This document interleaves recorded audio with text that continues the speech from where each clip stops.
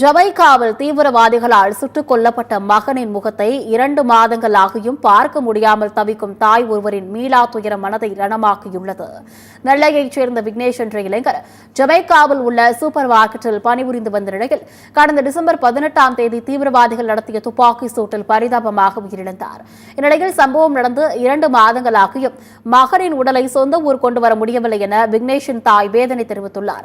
தீவிரவாதிகளால் சுட்டுக் கொல்லப்பட்ட மகனின் முகத்தை 2 மாதங்களாகியும் பார்க்க முடியாமல் தவிப்பதாக கூறியவர், மகனின் உடலை இந்தியா கொண்டு வருவதற்கான நடைமுறைகள் அனைத்தும் முடிவடைந்து விட்டதாகவும் 25 லட்சம் ரூபாய் பணத்தினை அனுப்பி வைத்தால் உடலை அனுப்புவதாக ஜமைக்காவில் இருக்கும் நிறுவனம் ஒன்று தங்களை வற்புறுத்துவதாகவும் மனம் உடைந்திருக்கிறார்.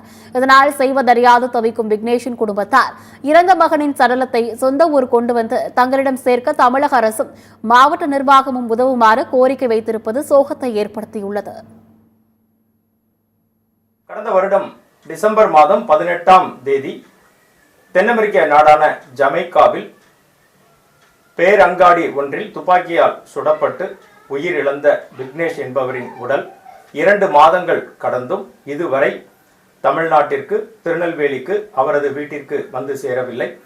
தமிழக அரசு, திருநெல்வேலி மாவட்ட நிர்வாகம் என பல்வேறு தரப்பிலிருந்தும் பல்வேறு உறுதிகள் கொடுக்கப்பட்டும் சமீபத்தில் திருநெல்வேலிக்கு வந்திருந்த முதல்வரை பார்த்து இது குறித்து கோரிக்கை வைத்தும் இன்று வரை விக்னேஷின் உடல் திருநெல்வேலி வந்து சேராத மீளாத துயரத்தில் இருக்கின்றனர் அவரது குடும்பத்தினர்.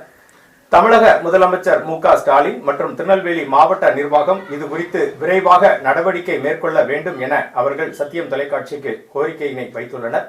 ஏற்கனவே சோகத்தின் உச்சத்தில் இருக்கும் தங்களுக்கு இது மிக பெரிய துயரத்தை ஏற்படுத்துவது ஆக இருக்கிறது என குறிப்பிடுகிறார் விக்னேஷின் தாயார். அவரிடமே இது குறித்து கேட்போம், அவரது தங்கையிடமும் இது குறித்து பேசுவோம். நாங்கள் பார்த்துட்டு வந்தோம் முதல்வரை. அவங்க நாங்கள் திருப்பி நடவடிக்கை எடுக்கோம் அப்படின்னு சொல்லியிருக்காங்க. ஜிஓ பாஸ் பண்ணியிருக்காங்க. ஆனால் ஃபண்டு இன்னும் ரிலீஸ் ஆகலை. அவங்க தொடர்ச்சி எங்களுக்கு கால் பண்ணி கேட்டுட்டு இருக்காங்க. அவ்வளோ அமௌண்ட் எங்கிட்ட இல்லை. முதலமைச்சர் தமிழக அரசு நிறுவனத்திடம் பேசி எங்களுக்கு விரைவாக எங்கள் அண்ணனுடைய உடலை கொண்டு வரதுக்கு மாதிரி கேட்டுக்கொள்வோம். சீக்கிரம் உடலை கொண்டு வரதுக்கு நாங்கள் ஏற்பாடு பண்ணுவோம். ரொம்ப நன்றி சார், நாங்கள் நன்றி தெரிவித்தோம். இதனுடைய கடமைமா அப்படின்னாங்க. அதனால் முதலமைச்சருக்கு ரொம்ப நன்றி. சீக்கிரம் உங்களுடைய உடலை கொண்டு வரதுக்கும் ஏற்பாடு செய்யணும். சீக்கிரம் கொண்டு வரதுக்கு பேசியிருக்காங்க.